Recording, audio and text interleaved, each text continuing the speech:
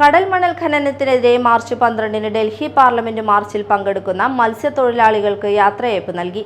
കയ്പമംഗലം കമ്പനിക്കടവിൽ നടന്ന യാത്രയയപ്പ് യോഗത്തിൽ മത്സ്യത്തൊഴിലാളി യൂണിയൻ ജില്ലാ സെക്രട്ടറി പി.എ. രാമദാസ് ഉദ്ഘാടനം ചെയ്തു. കേരള നിയമസഭ ഐക്യകണ്ഠേനയാണ്